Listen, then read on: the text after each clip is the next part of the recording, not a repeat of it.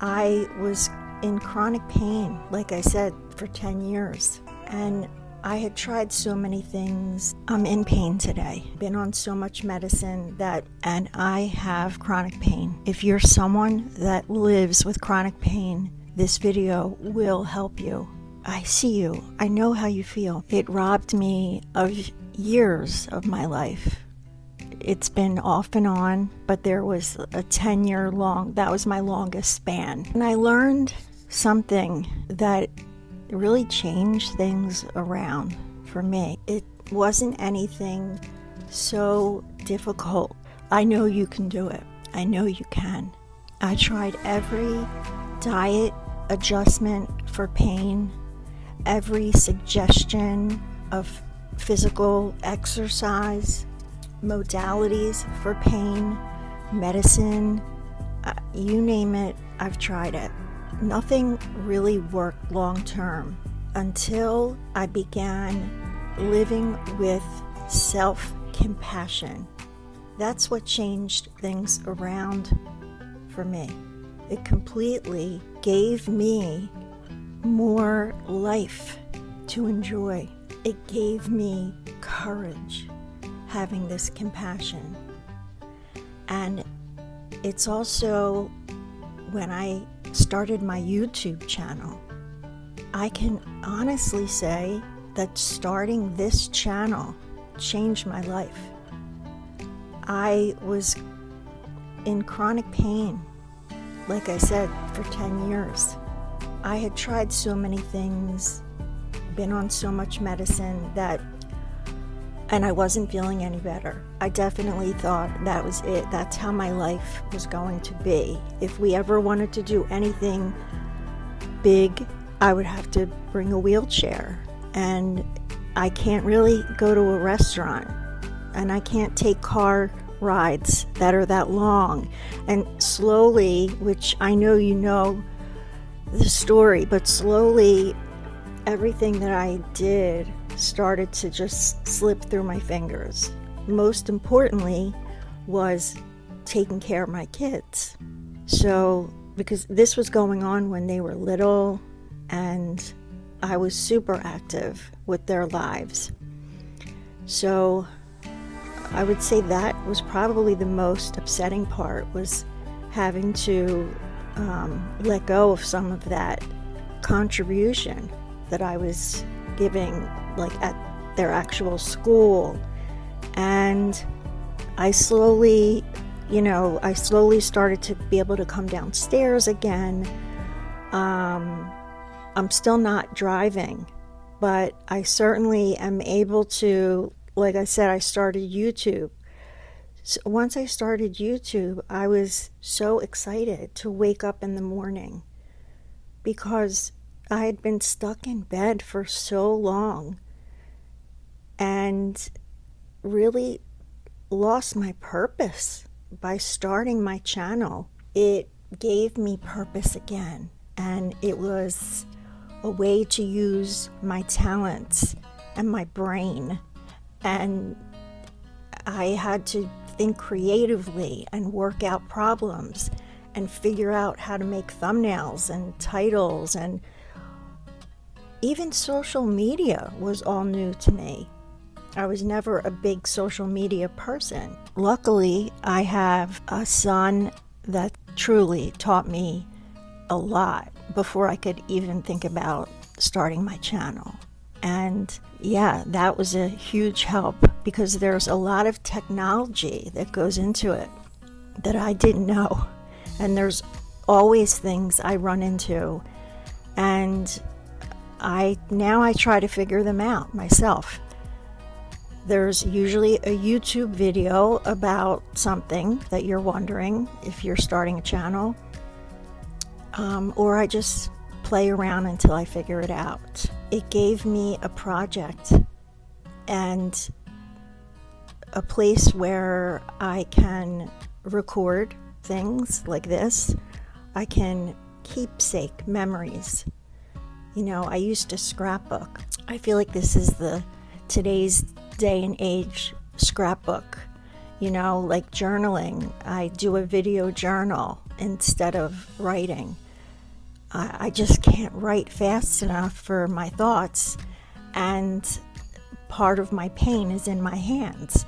So having, a video journal or just even audio and just speaking into the microphone in my phone, I can make a journal entry. It's just as therapeutic. That's another thing that helped me, was being able to journal again and not have to write and have my hands hurting. I used to teach, so one thing about my videos is I feel like they sound like I'm teaching. I feel like I don't sound like when I talk to my friends. It's something I'm working on. So if I sound very instructional, I don't mean to. It's probably because I still get a little nervous talking to my phone, even though there's nothing intimidating about my phone. It's so funny how we get nervous talking to our phone, but we do. At least I do. My point is, if you're suffering and you have not been able to do any of your normal activities, you feel like you have lost hope, and you're at this point where you need things to change. I kind of feel most people, when they get better, I hear them say that they reach that point, like that rock bottom point, where life will not continue like that anymore, because you realize that your life is a precious, precious thing, and every day is a gift. When you look around at the four walls of your room and realize that you spend most of your time in there, it can be very disheartening. And so what I'm suggesting is to think about something that you know would make you feel better. Like, for example, I love to dance, and I didn't think I'd be able to really dance because when you're in chronic pain, you really don't want to dance. However, I love dancing, and I can actually dance if I'm hurting. Of course, if I was like at a 9 or a 10, no. But if I have a little bit of pain, I would dance when I was brushing my teeth. And that's how it all started. It sounds so funny, but it's so true. Because you know how when you put on those songs that you're going to dance to them no matter what. Like the music, it just brings you back to a time that was so fun, and you can't help but start moving to the beat. So that's what happened. I would listen to my music while I was washing up, and I would start dancing. And then that led to social media, and just for fun, I would make videos dancing. And not that I could do the pre-rehearsed special like TikTok dances. That's not what I'm talking about. I'm talking about freestyle. Yeah, like that's the way. That's how I danced. And it felt good. I didn't really give a shit what it looked like, but it felt good. And it changed something inside of me that made me want to do it again every time I would go in there. And I would want to make a video, or I would want to dance. And I'm telling you, I was living in my room, not even coming downstairs. So I did gradually begin to come downstairs. And the priority was hanging out with my boys and spending some time with them.